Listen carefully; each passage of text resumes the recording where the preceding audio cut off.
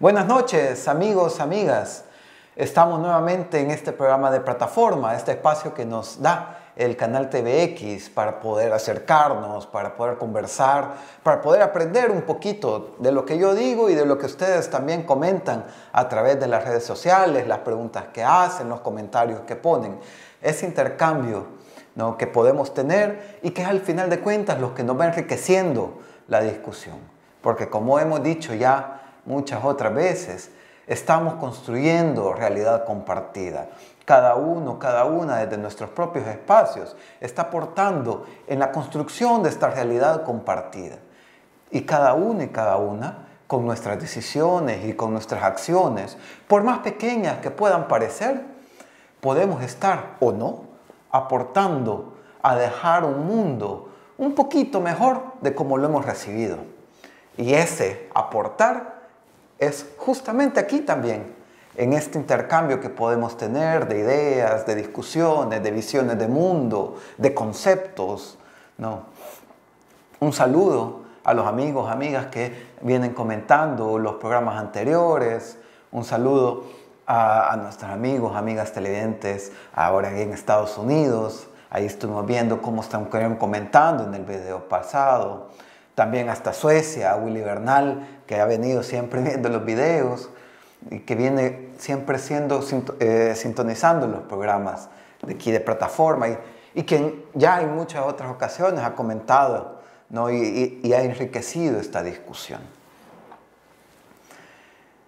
Este día, hoy 19 de abril, lunes 19 de abril, quiero que retomemos un tema que había dejado pendiente hace un par de programas, ¿no?, que le puse una pausa para que habláramos un poquito sobre el tema de la centralización versus la descentralización, porque eso también nos va a servir un poco de sombría para entender de lo que quiero que hablemos ahora.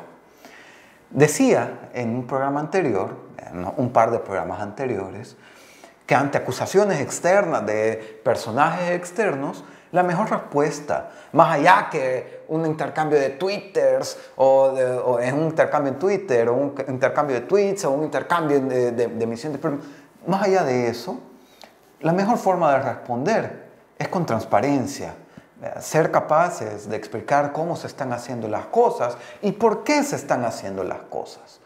Para transparencia y participación ciudadana en la toma de decisiones, por qué las cosas se hacen, cómo se hacen y sumamente detallado el cómo se están haciendo.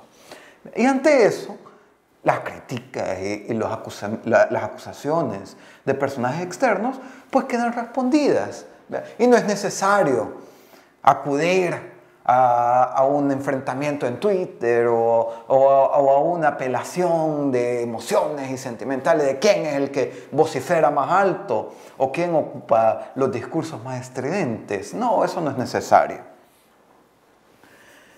En esa línea entonces, ¿no?, de hablar de transparencias y de participación, quiero que vayamos hablando de un tema que poco a poco se va a ir comenzando a hablar más. Particularmente en la medida que la Asamblea Legislativa que tome posesión este 1 de mayo va a comenzar a hablar de estos temas. Y creo que es importante que nosotros y nosotras entendamos los temas o los conozcamos por lo menos antes de que estén en discusión política. Porque ya sabemos que cuando las cosas están en medio de una discusión entre la Asamblea Legislativa y que el Ejecutivo y que la Sala y que no sé quién y que alguien más va a decir otra cosa, cada quien está intentando sacar agua con su guacal y cada quien está queriendo poner sus propias posturas ahí. Y entonces la discusión ya no se permite o ya no se puede hacer en términos más didácticos, de aprendizaje de cómo funciona la cosa, porque cada quien está tirando por sus propios intereses. Entonces, de lo que quiero que hablemos ahora es de la política fiscal. Porque una vez asuma la nueva Asamblea Legislativa, seguramente vamos a ir a comenzar a hablar mucho sobre este tema. Y es que obligadamente lo van a tocar. Si no es por voluntad propia de los diputados y diputadas, será por el acuerdo que se está negociando con el Fondo Monetario Internacional, el acuerdo que el Ejecutivo está negociando con el Fondo Monetario Internacional, donde en ese acuerdo que se está firmando, el Fondo Monetario Internacional ya le está poniendo varias condiciones al país y al gobierno y a la Asamblea Legislativa en términos de hacia dónde dirigir la política pública y particularmente la política fiscal. Pero aquí le estoy hablando mucho de la política fiscal, pero ¿qué es eso de la política fiscal? Porque muchas veces, y esto me ha pasado, este ejercicio que estoy haciendo ahora aquí, que estamos haciendo aquí a través de la cámara y a través del canal, es un ejercicio que vengo a hacer con ustedes, pero que lo vengo haciendo ya varios años atrás con las comunidades, que lo venimos fortaleciendo en un proceso de diálogo con las comunidades y los territorios. Y muchas veces cuando empiezo a hablar de este tema de la política fiscal me dicen, ah, no, es que eso es de la fiscalía, ¿verdad? No, ya vamos a elegir un nuevo fiscal o una nueva fiscal. No, pero cuando hablamos de política fiscal, de lo que estamos hablando es de los impuestos, ¿verdad? De las finanzas públicas, ¿verdad? De cómo el Estado está manejando los recursos financieros y cuáles son los elementos que están atravesados ahí. Y entonces, cuando hablamos de política fiscal, también, si bien a veces hay quienes dicen eso, también hay otros y otras que dicen que la política fiscal no es una discusión de las comunidades o no es una discusión de la gente común, porque la política fiscal tiene demasiados elementos técnicos y entonces el tema de impuestos y el tema de la distribución de los gastos y el tema de la planificación del gobierno no tiene que ver con las comunidades y no tiene que ver con la gente, sino que es cosa de expertos. Y generalmente dicen de expertos, ¿verdad? Porque muy pocas veces son mujeres quienes participan en ese espacio. Mayoritariamente son hombres de saco y de corbata, diciendo yo soy el economista experto y vamos a crear un plan técnico para la distribución equitativa de los ingresos y de los gastos en un plan de sostenibilidad fiscal. Y ustedes no opinen porque estos son elementos técnicos, nos dicen a veces. Pero es importante, y eso es lo que quiero que veamos ahora, que cuando hablamos de política fiscal, es decir, de la política, de las finanzas públicas del Estado, estamos hablando fundamentalmente de un tema político. Y es que lo dice en su nombre, pero a veces parecería que se quiere olvidar de eso. La política fiscal es un tema político. ¿Y qué quiero decir con político? No me estoy refiriendo solo a que es un tema de la Asamblea Legislativa o de diputados, de funcionarios públicos. No, cuando estoy hablando de que es un tema político, a lo que estoy haciendo referencia es que es un tema que está atravesado por el conflicto en la sociedad, que está atravesado por conflictos de intereses, de grupos determinados que están representados en la sociedad. Más allá de los gobiernos, más allá de las instituciones públicas, más allá de la arquitectura institucional del Estado, es un tema de conflicto de intereses. Porque cuando hablamos de política fiscal, estamos hablando, por un lado, de los ingresos y los gastos que tiene el Estado. ¿Y de dónde provienen los ingresos del Estado? Provienen de los impuestos que pagamos, todos y todas, pero unos más que otros. Y entonces, ahí ya podemos ir viendo un primer conflicto de interés que se da en la sociedad, o que el Estado debe tener ingresos. Pero ¿de dónde salen esos ingresos? ¿Quiénes pagan esos ingresos? Eso es una decisión política. Y cuando empezamos a intentar responder esta pregunta, ¿quiénes pagan los ingresos del Estado? Pues ahí nos vamos a encontrar diferentes formas de responder. La forma fácil es que todo el mundo pague y que paguen todo el mismo. Pero si nos vamos a ver eso, Si le analizamos un poquito con lupa esa opción, que sería, por ejemplo, el IVA. El IVA sería un impuesto en el que todos pagan lo mismo, supuestamente.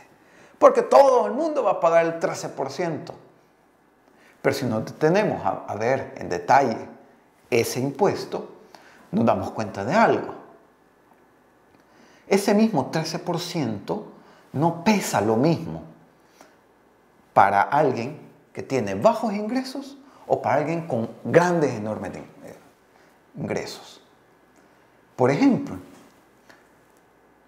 alguien que gana $100 al mes y compra algo, quiere comprar algo de $100, va a pagar $13 de IVA. Pero esos $13 que ha pagado de IVA representan el 13% de sus ingresos. Ahora, a alguien que gana $1,000 y quiere comprar lo mismo, algo de $100, el mismo producto quiere comprar. Y va a pagar también 13% de IVA, $13 de IVA. Pero esos $13 de IVA, para esa persona que gana $1,000, representan apenas el 1.3% de sus ingresos. Entonces, aparentemente, el IVA es justo porque todo el mundo paga 13%.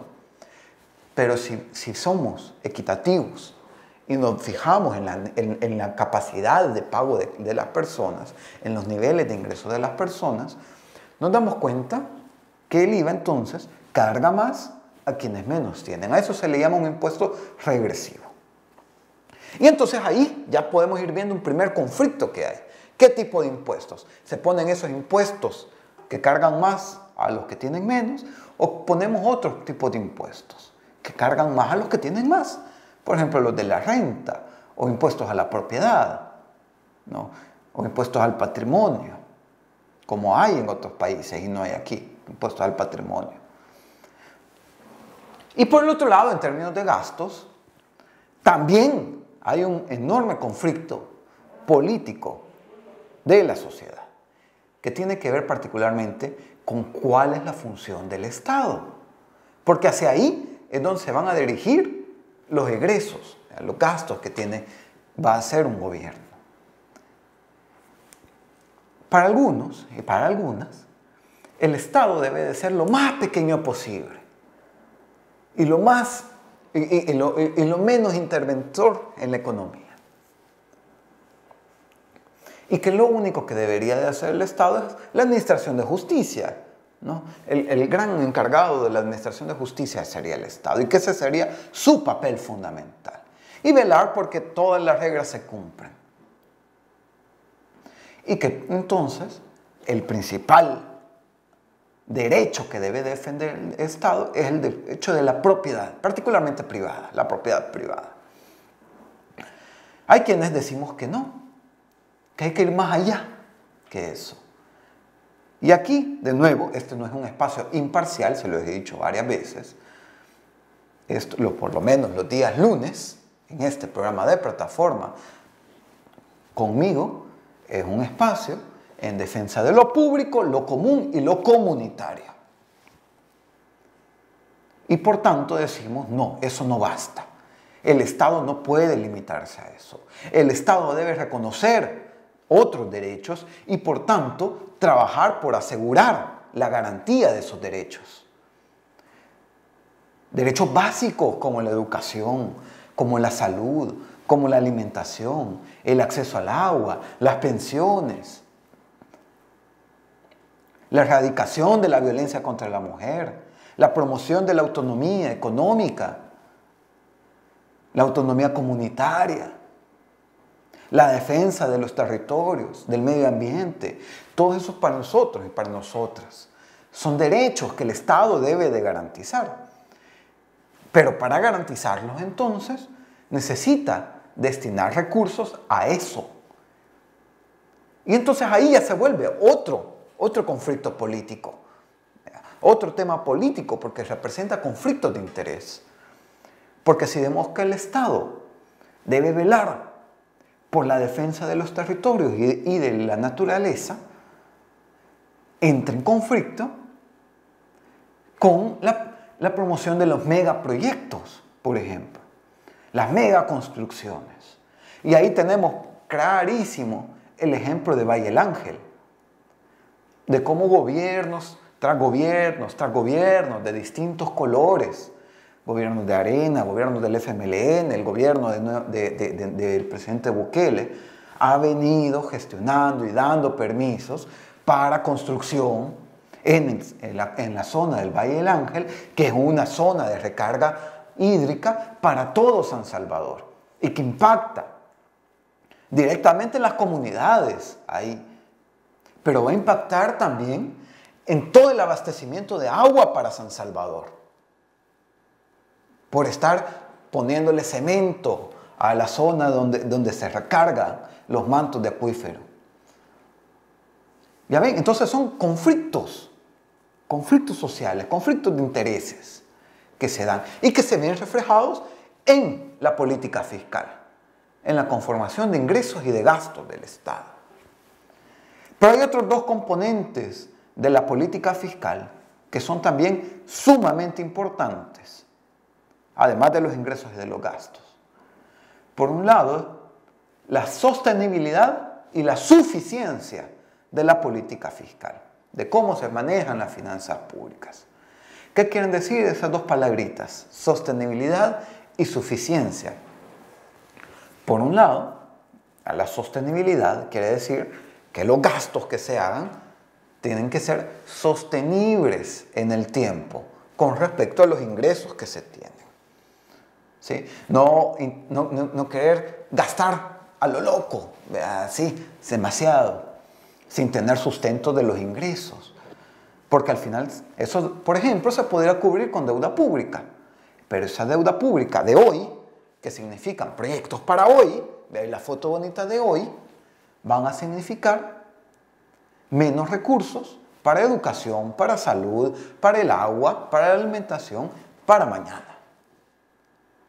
Si no, veamos en el presupuesto general del Estado, nos vamos a ver el pago del servicio de la deuda y ha representado en los últimos años casi que el 20% de los gastos totales del Estado. Es decir, que de cada $10, 2 son para pagar deuda. Y entre más deuda, entre más nos endeudemos hoy, ese nivel de pago que vamos a tener a hacer mañana será cada vez mayor. Entonces, hay que hacer una política fiscal que sea sostenible en el tiempo. Pero, la otra palabrita, que sea suficiente, la suficiencia.